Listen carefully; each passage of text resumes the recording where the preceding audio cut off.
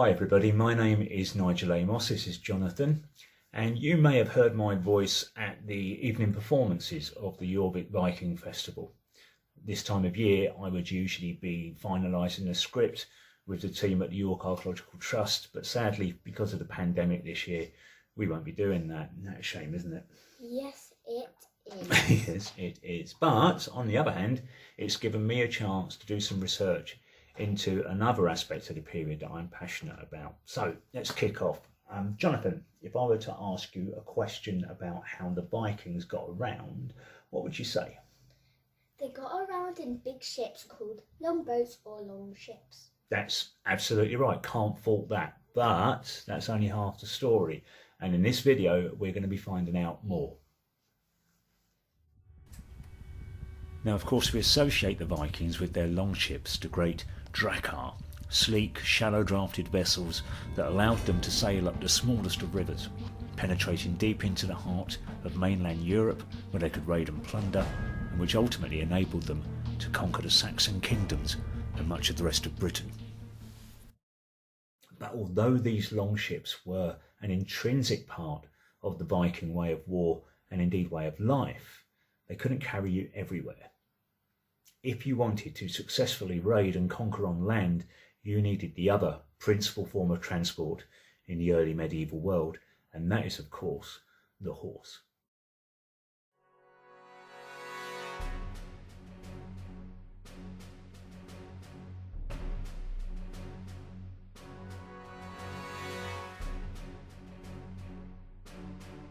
Now, it seems obvious that the horse was the best way to get around on land, but actually it too was to play a key part in the warfare of both the Vikings and of the Anglo-Saxons.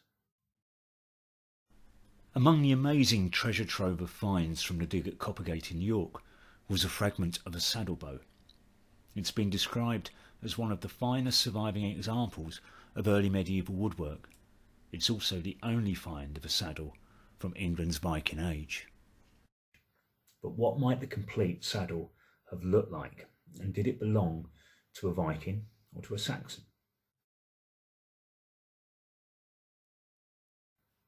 When I'm not writing and performing for the Viking Festival, you can find my team, the Conroy, in warmer weather, performing around the country on our horses as Norman cavalry or Roman cavalry.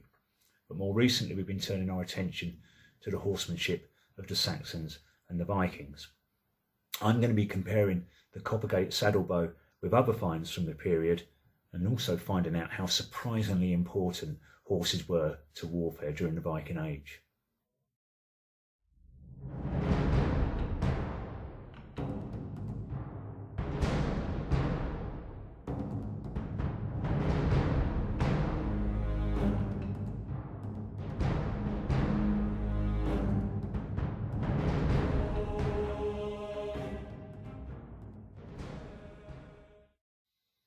We don't usually think about the Saxons and Vikings as mounted warriors, probably because their battles were mostly fought on foot, but this wasn't always the case. A 10th century poem about the Battle of Brunanburh, which is roughly contemporary with the date of our saddlebow from York, tells us a different story. Some translations of the 10th century poem, the Battle of Brunanburh, describe the West Saxon warriors riding down the fleeing enemy, cutting them down with swords newly sharpened. This suggests a contingent of horsemen kept as a mounted reserve, possibly specifically for the purpose of pursuing a routed enemy and stopping them from reforming. The problem with sea-going invaders who can appear anywhere is that it's very difficult to catch them, let alone beat them in battle. You'd have to try to catch them on land. And the Vikings were wise to this, and so one of their first priorities when they were moving across country was to secure horses. During Alfred the Great's wars against the Vikings, the Anglo-Saxon Chronicle often describes the whole invading force as being mounted, and Alfred's Saxon troops who were giving chase as being mounted also. Alfred the Great reformed his military classes, creating an army that was fast enough to respond to the Viking threat. His thanes, his noble warriors, were required to have a helmet, a sword and a mail shirt, but also to have 2 horses, one to carry them, one to carry their equipment, and to serve as a remount at need.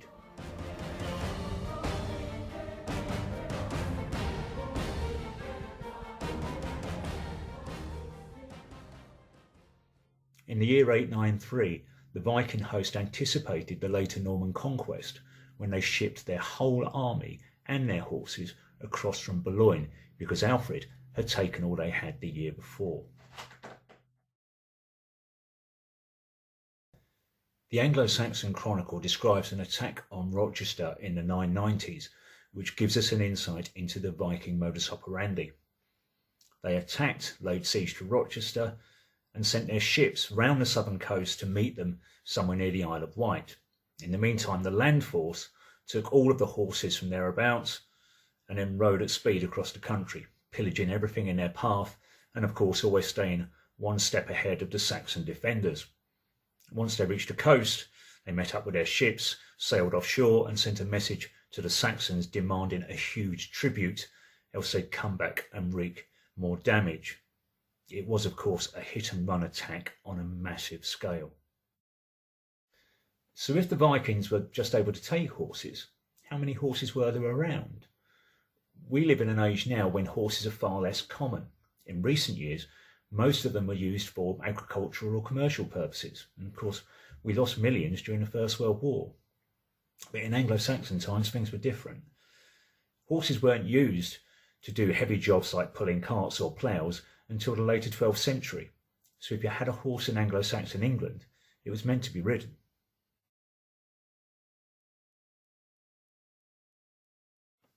To give an idea of numbers, one English earl left around 3,000 unbroken horses in his will. Now horses forage best on uncultivated land, and there was still plenty of that about.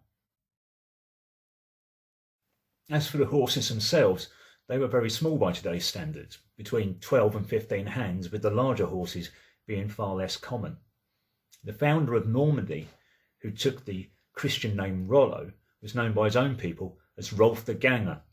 He was an unusually tall man with very long legs, so he found it very difficult to find a mount, and so he had to walk most places.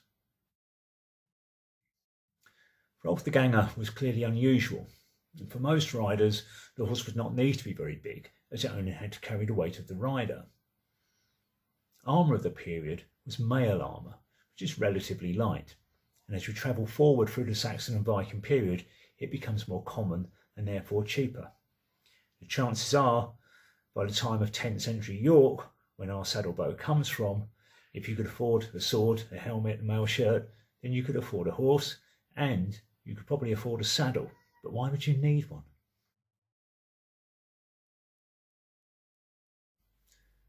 Warriors through history had functioned perfectly well without saddles. The Greeks used little more than an animal skin on the back of their horses, whereas the Numidian cavalry that Hannibal brought across the Alps to tackle the Romans at Cannae wore no tack at all and controlled the horse with the butt of the spear and at most a hoop around the neck.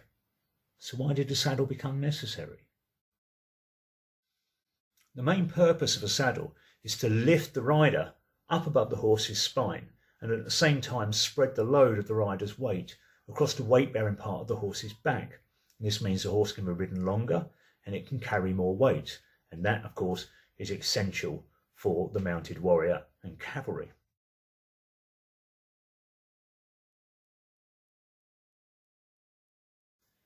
We've got good evidence for basic pad-type saddles from the Eurasian steppes in finds dated to around 500 BC. More solid structures, having a wooden front and back to hold the two pads or boards together, can be dated back to China in the 2nd century BC, but we don't really know when solid structures like these, which we call trees, first appeared in Europe. Now, some reconstructions of Roman saddles, such as the one you see behind me here, contain a solid tree. But although we've found the archaeological remains of the leather covers for those saddles, so we have a good idea what they look like, we actually don't have any real archaeological evidence to support the idea of a solid tree. Nothing reliable as yet, anyway. We get more evidence of solid trees during that period we used to call the Dark Ages, the time of the early Anglo-Saxons, and in Scandinavia the Vendel culture, where we find decorated mounts that appear to have been part of saddle trees. But it's not until we get to the Viking Age that we find more evidence of the structure itself.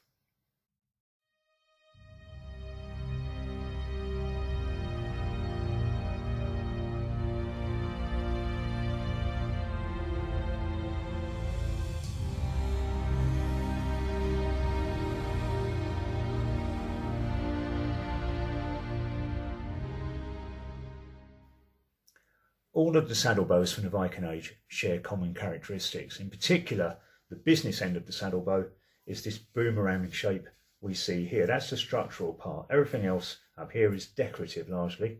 Now in that boomerang shape we see these two dowel holes, or what we thought were dowel holes. It seemed a reasonable supposition after all, that these dowels would fit into there and then from there to some other kind of wooden bracket that would fix to the rest of the saddle. However, I've always been very doubtful that that construction method could support the weight of an armed rider.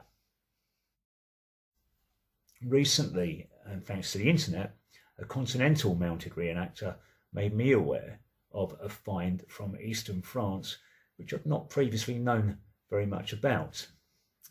The find from Charavine is slightly later, possibly the end of the 11th century, but it shares a common characteristic of that boomerang-shaped pommel and holes in the front.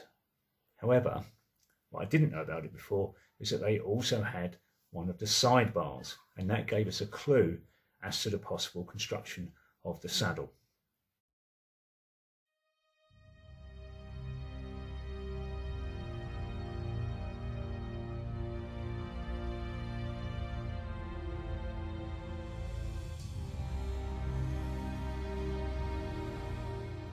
Here we have a saddle that I built myself based upon what I knew about the Coppergate saddle, and annoyingly I just about finished it when I found out about the find at Charavine. Now this one has a very solid tree, strong enough to support a suspended seat, which gives me a very comfortable and secure seat on the back of the horse.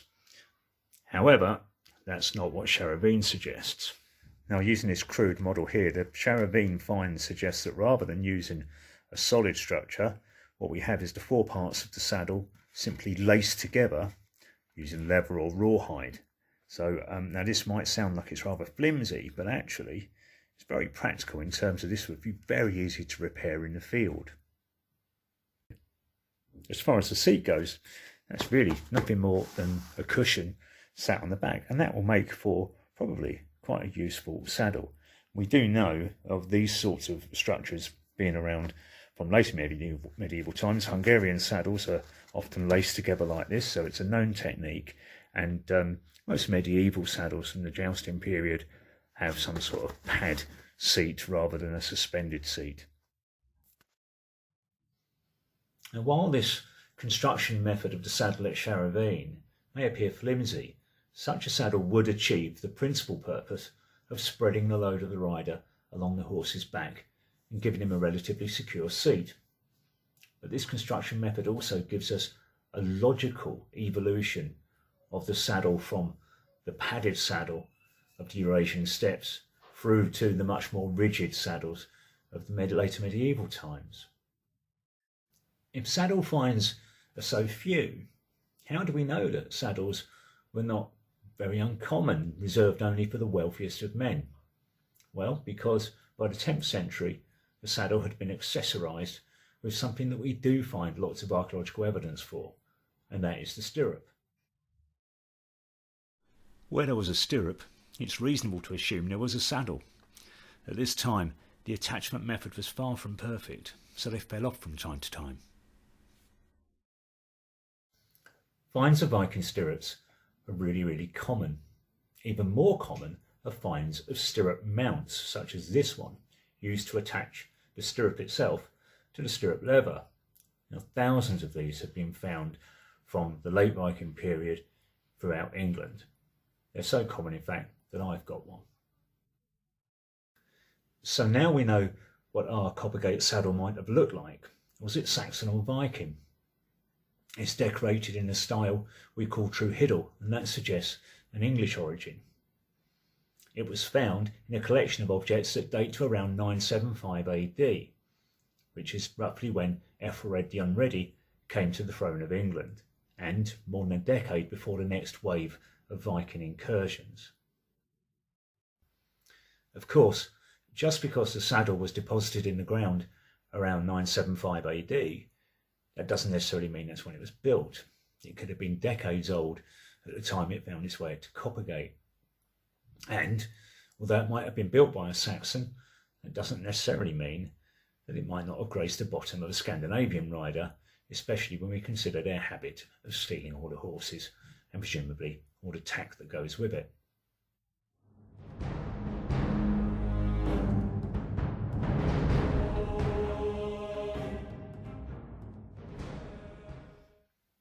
For me, the Coppergate saddlebow is a singular artefact from the Viking Age, and one that reminds us that the horse was just as important militarily to the Saxons and the Vikings as it was to the Normans later on. I hope you've enjoyed this and found it interesting. Maybe next time you see me in York, I'll be riding on a Coppergate saddle. Thank you very much.